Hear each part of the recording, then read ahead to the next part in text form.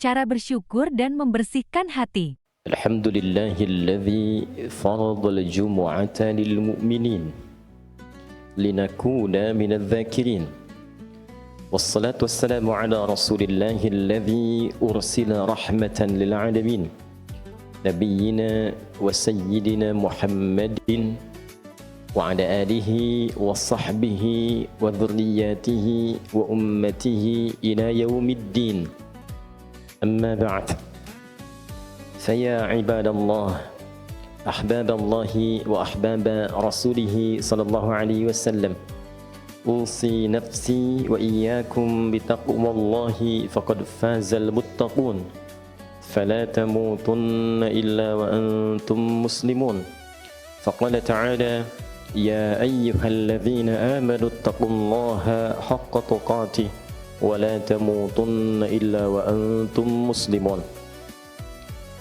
Hadirin jamaah Jumat rahimani wa rahimakumullah.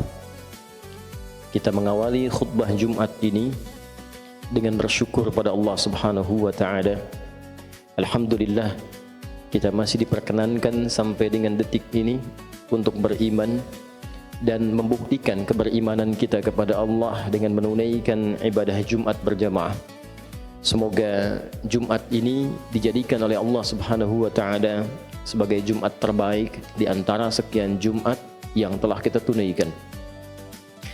Hadirin, seperti diketahui bahwa khutbah Jumat itu dipandang sah berlangsung jika setidaknya memenuhi 5 rukun yang pokok. Ada satu bagian yang diperdebatkan di kalangan ulama, namun ulama sepakat dengan 5 pilar, 5 rukun yang pokok ini. Pertama adalah hamdalah, memuji Allah Subhanahu wa taala dengan mengawali khutbah. Kedua adalah salawat, bersalawat pada Rasulullah sallallahu alaihi wasallam. Yang ketiga adalah wasiat, mengingatkan jamaah untuk meningkatkan takwa kepada Allah Subhanahu wa taala. Yang keempat adalah penyampaian setidaknya ayat-ayat Al-Qur'an atau bagian dari hadis Nabi Muhammad sallallahu alaihi wasallam. Dan yang kelima pada khutbah yang kedua ditutup dengan doa. Hadirin, 5 rangkaian rukun atau pilar yang menentukan sahnya khutbah Jumat itu bukan sekedar menjadi bagian formalitas, tapi ada hikmah, ada rahasia yang terkandung di dalamnya, sehingga setiap pekan kita diingatkan oleh 5 pilar ini. Dan 5 inilah yang akan menentukan perjalanan kehidupan kita setiap pekan. Bagaimana pekan-pekan itu dilalui dengan nikmat, dengan bahagia, lebih dekat dengan Allah, lebih dekat dengan potensi kesuksesan yang mungkin kita raih. Inilah 5 pesan yang sering kali diungkapkan dalam khutbah Jumat dan diulang-ulang setiap kita datang untuk menunaikannya. Hadirin, di pertemuan ini kita akan mendalami, mengelaborasi rukun yang pertama, pilar yang pertama, yaitu hamdalah. Jika kita perhatikan setiap khatib memulai khutbah Jumat, ia pasti akan berkata atau setidaknya menyampaikan syukur dan pujian kepada Allah. Alhamdulillahi Rabbil Alamin. Nahmadullah, atau segala bentuk pilihan kata lainnya yang menunjukkan pujian kepada Allah. Hadirin, hamdalah, sifat memuji dan syukur ini sejatinya memiliki 2 rahasia penting. Dan keduanya terkait dengan penerimaan atas nikmat Allah Subhanahu wa taala yang Allah anugerahkan kepada kita dalam berkehidupan. Hamdalah sebagai ungkapan ekspresi syukur kita kepada Allah atas nikmat yang diberikan oleh Allah kepada kita, memberikan karunia yang pertama adalah membangun sifat qanaah. Qanaah, menerima dengan baik semua apa yang Allah anugerahkan. Dan dengan sifat penerimaan itu muncullah rasa syukur. Dan dengan syukur itu yang paling menarik, ia selalu bersikap positif atas semua nikmat yang diterima tanpa harus menyoal dan memikirkan apa yang tidak ia dapatkan sampai detik itu. Kita mendapatkan nikmat dari Allah, sepeda, muncul sifat qanaah, alhamdulillah. Kita tidak harus berpikir tentang orang yang punya motor. Kita tidak sibuk berpikir tentang pajaknya orang yang punya Alphard. Kita tidak harus sibuk berpikir tentang apa yang tidak kita miliki. Itulah qanaah. Saat ini alhamdulillah Allah berikan rezeki cukup kita untuk mengontrak. Alhamdulillah, mengontrak dipetakan, mengontrak rumah. Tidak harus kita berpikir dengan rumah yang ditempati oleh orang lain. Di qanaah itu membangun sifat menerima yang melahirkan kepuasan. Alhamdulillah, terima kasih ya Allah. Engkau berikan sejatinya padaku nikmat sampai detik ini yang tidak engkau titipkan kepada hamba-hambamu yang lain. Itulah qanaah. Alhamdulillah, selama sepekan cobalah hitung berapa banyak nikmat yang Allah berikan kepada kita. Nikmat sehat, nikmat bahagia, nikmat bercengkrama. Sehingga kadang kita lupa dalam sepekan untuk mengatakan fabi ayyi ala'i rabbikuma tukadziban. Sikap inilah yang kelak akan membentengi kita dari perilaku-perilaku negatif yang mungkin muncul. Karena lawan dari qanaah itu istighna, ingin merasa lebih. Ketika seseorang ingin merasa lebih, maka tertambahlah beban hidupnya dan terbukalah potensi bagi dirinya untuk menyimpang. Kalla innal insana la yatgha ar-ra'ahu istaghna. Sekali-kali jangan pernah lakukan, kata Allah. Manusia itu akan mulai berpotensi menyimpang jika ia ingin merasa lebih. Sudah diberikan oleh Allah sepeda, ingin motor. Tentu beban diri kita, tentu pekerjaan kita, beban pikiran kita akan meningkat. Bagaimana supaya bisa mendapatkan apa yang diharapkan itu? Padahal sepeda pun belum tentu digunakan pada hal-hal yang sesungguhnya menjadi asas kebutuhan kita. Allah anugerahkan kontrakan, alhamdulillah. Tidak banyak berpikir. Tidak banyak berpikir tentang pengelolaan, tidak banyak berpikir tentang pajak, tidak banyak berpikir tentang macam-macam. Allah anugerahkan kebahagiaan di dalamnya. Ketika ingin lebih, maka artinya kita memacu beban pikiran kita memacu beban pekerjaan kita, sehingga berpotensi meningkatkan beban yang sebelumnya tidak didapatkan. Apakah meningkatkan diri untuk meraih nikmat lebih itu dilarang? Tidak. Tidak.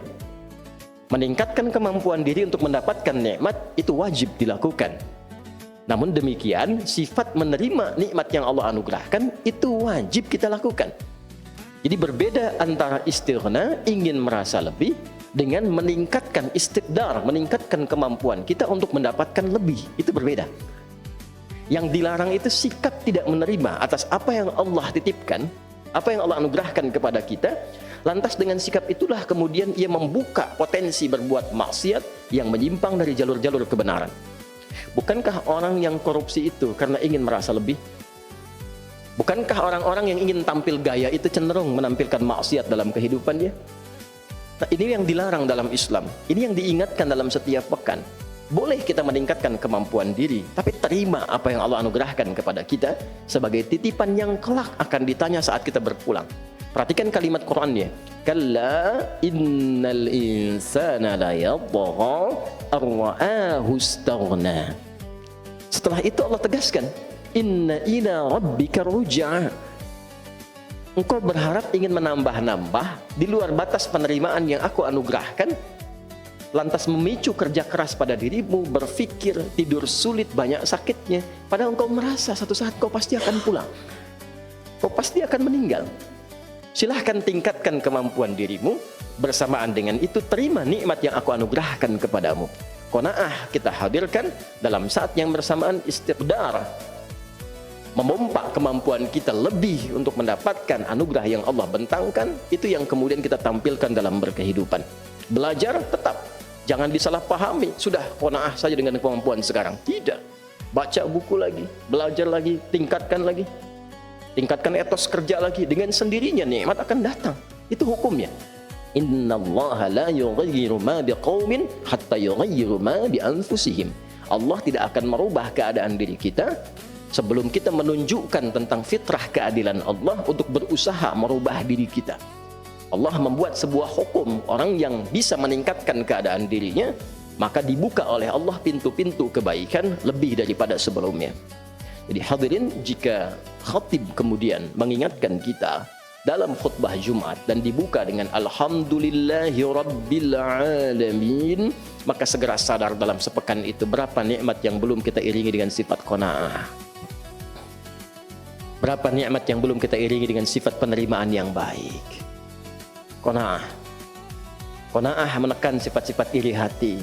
Qanaah menghilangkan dendam. Qanaah menghapuskan sifat-sifat tidak terpuji. Jadi setiap pekan kita diajari, jangan iri hati, jangan dendam, bebaskan dari perasaan-perasaan yang tidak baik, tingkatkan kemampuan diri, terima nikmat Allah yang Allah anugerahkan kepada kita. Ini bagian yang pertama.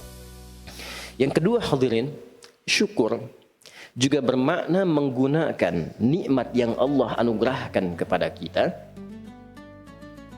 pada hukum yang telah Allah tetapkan dalam penggunaannya. Menggunakan nikmat yang Allah anugerahkan kepada kita pada hukum, pada ketentuan yang telah Allah tetapkan dalam penggunaannya. Kita beri contoh. Allah anugerahkan pada kita nikmat mata yang sehat, bisa memandang. Alhamdulillah kita terima kasih ya Allah, Engkau berikan kepada aku nikmat pandangan sampai detik ini, saat sebagian orang belum tentu bisa mendapatinya. Lalu bagaimana kemudian kita membangun syukur, sifat syukur dari sifat qanaah yang telah kita hadirkan tadi? Maka gunakan mata pada hukum yang telah Allah tetapkan. Apakah fungsi mata itu? Maka turun surah cahaya, misalnya surah ke-24 ayat 30 itu. Qul lil mu'minina yaghuddu min absarihim. Muhammad sallallahu alaihi wasallam perintahkan, sampaikan pada hamba-hambaku yang beriman, umatmu yang beriman, gunakan mata itu untuk memandang yang baik saja. Bila yang tak baik itu kemudian berpotensi terpandang, alihkan pandanganmu dari objek pandangan itu. Jadi mensyukuri nikmat mata, menggunakan mata untuk memandang yang baik-baik menurut aturan Allah dan Rasulnya. Tak baik palingkan, itulah syukur. Mensyukuri nikmat lisan, menggunakan lisan pada yang baik-baik yang Allah perintahkan. Ya ayyuhalladzina amanu la yasraq qaumin qaum, jangan gunakan untuk mencela. La yaghtab ba'dukum ba'dha, jangan gunakan untuk saling memaki, saling mengumpat, saling gibah. Man kana yu'minu billahi wal yawmil akhir falyaqul khairan aw liyasmut. Siapa yang merasa beriman pada Allah dan hari akhir, gunakan lisannya pada yang baik-baik saja, berkata yang baik, tak mampu dia diam. Itulah mensyukuri nikmat lisan sampai ke ujung kaki. Jadi kita jangan bicara dulu mensyukuri nikmat sepeda, nikmat motor, nikmat pakaian, nikmat harta. Ini dari ujung kepala sampai ujung kaki selama sepekan ini sudah disyukuri atau belum? Jangan-jangan datang Jumatan lisannya baru digunakan untuk mencaci orang lain. Datang Jumatan telinganya baru digunakan untuk mendengar perbuatan maksiat. Datang Jumatan fikirannya malah menerawang. Bahkan dalam saat khutbah Jumat digunakan pada hal-hal yang berbau maksiat. Itu belum syukur namanya. Karena itulah ketika khatib mengatakan Alhamdulillahi Rabbil Alamin, ingat semua nikmat yang Allah anugerahkan pada kita, nikmat kesehatan, udara, keluarga dan seterusnya. Lalu setelah itu gunakan semua nikmat ini dan evaluasi pada semua ketentuan yang Allah tetapkan. Lihat nikmat ada orang tua, sudah didoakan atau belum? Orang tua dekat dengan Allah atau tidak? Sudah sholat atau belum? Ada anak-anak sudah bisa baca Quran atau belum? Dekat dengan Allah atau tidak? Jangan kita berharap sekeluarga masuk surga, sementara anak pun sholat tak mampu. Orang tua jauh dari Allah. Maka apa yang kita harapkan dalam kehidupan ini? Sikap yang dapat dibangun dua hal, melalui sikap syukur dalam wujud ekspresi khatib Alhamdulillahi Rabbil Alamin. Setiap pekan kita mendapatkan pesan-pesan Rabbani, terima semua nikmat, maka terbebas dari perbuatan maksiat, hilang sifat-sifat yang tidak baik. Saat bersamaan gunakan semua nikmat itu pada seluruh ketentuan yang telah Allah tetapkan. Yang dengan itu mudah-mudahan kebahagiaan di dunia bisa diraih, hisab di akhirat ringan kita menjalaninya. Barakallahu li wa lakum fil Qur'anil azim wa nafa'ani wa iyyakum bima fihi minal ayati wa dzikril hakim wa taqabbala minni wa minkum tilawatahu innahu huwas samiul alim. Ud'ullaha yastajib lakum jami'an.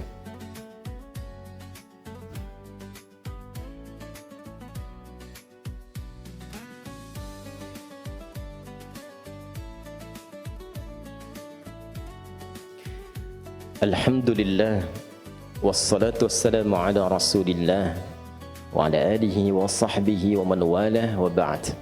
Faya ibadallah, usi nafsi wa iyyakum bitaqwallahi faqad fazal muttaqun fala tamutunna illa wa antum muslimun. Wa qala ta'ala ya ayyuhalladzina amanu taqullaha haqqa tuqatih wa la tamutunna illa wa antum muslimun. Hadirin, sebelum kita berdoa pada Allah Subhanahu wa taala, perkenankan khatib mengingatkan dengan singkat bahwa dari 5 pilar rukun khutbah yang disampaikan oleh khatib, hamdalah memberikan 2 pesan utama. 1, membangun sifat qanaah, menerima nikmat yang Allah berikan kepada kita agar kita mampu menjaga diri selalu dalam kebaikan. Tidak perlu iri hati dengan jabatan orang lain, tidak perlu iri hati dengan hadiah yang mungkin orang lain terima, tidak perlu iri hati dengan nikmat yang orang lain dapati, tapi tingkatkan kemampuan diri kita untuk mendapatkan anugerah lebih dari apa yang kita inginkan dari Allah Subhanahu wa taala. Kedua, pergunakanlah nikmat-nikmat itu dengan baik sesuai aturan Allah, karena semua akan dihisab. Dari ujung kepala sampai ujung kaki. Mata kita dihisab, telinga kita dihisab, pakaian kita dihisab, semua yang melekat pada diri kita akan dihisab. Mari kita berdoa pada Allah Subhanahu wa taala. Mudah-mudahan doa ini mengantarkan kita pada sikap qanaah dan syukur seperti apa yang Allah inginkan, seperti apa yang Nabi sallallahu alaihi wasallam contohkan. Alhamdulillahi rabbil alamin, hamdan syakirin, hamdan na'imin, hamdan yuwafi ni'amahu wa yukafi mazidah. Ya Rabbana lakal hamdu wa lakal syukru kama yanbaghi li jalali wajhikal karim wa li 'azimi sultanik. Allahumma salli wa sallim wa barik ala habibikal karim rasulikal mustafal amin sayyidina Muhammadin wa ala alihi wa sahbihi ajma'in. Allahumma ya arhamar rahimin urzuqna ni'matal qanaati wa syukri laka ya rabbal alamin. Ya Allah, anugerahkan kami rizki untuk memiliki sifat qanaah dan syukur atas segala nikmat yang Kau anugerahkan kepada kami. La tada' lana fi maqamina hadha wa fi kulli maqamin dhanban illa ghafartah. Ya Allah, jangan biarkan ada dosa sedikit pun di tempat ini atau dimanapun kami berpijak kecuali Engkau gugurkan seluruh dosa-dosa itu. Wala hamman illa farajtah, jangan biarkan ada kegelisahan tertanam kecuali Engkau telah tenangkan keadaannya. Allahumma wala asiran illa yassartah, jangan biarkan ada kesulitan terjadi kecuali Engkau mudahkan kesulitan itu. Wala hajatan min hawaijid dunya wal akhirati fiha laka ridwan wa fiha lana salah illa qadaitaha ya arhamar rahimin. Wala maridan illa syafaitah. Ya Allah, bila ada hajat apapun yang tersembunyi, termasuk bila ada di antara hamba-Mu yang sakit, mohon sembuhkan penyakitnya, kabulkan seluruh hajatnya. Allahumma rabbana atina fid dunya hasanah wa fil akhirati hasanah wa qina adzabannar. Allahumma ihfaz biladana Indonesia waj'alha baldatan thayyibatan tardaha. Ya Allah, mohon jaga negeri kami Indonesia dan jadikan Indonesia negeri yang berkah yang Engkau ridai. Jaga kami ya Allah, jauhkan dari perpecahan, satukan dalam kebaikan. Dan jaga para ulama kami ya Allah, ikhlaskan mereka dalam berdakwah untuk mencerahkan umat dalam kebaikan. Allahumma bifadlika subhana rabbika rabbil izzati amma yasifun wa salamun alal mursalin wa akhiru da'wana subhanakallahumma wa bihamdika asyhadu an la ilaha illa anta nastaghfiruka wa natubu ilaik walhamdulillahi rabbil alamin. Ibadallah, innallaha ya'muru bil 'adli wal ihsan وإيتاء ذي القربى وينهى عن الفحشاء والمنكر والبغي يعظكم لعلكم تذكرون ولذكر الله أكبر والله يعلم ما تصنعون. أقيموا الصلاة يرحمكم الله.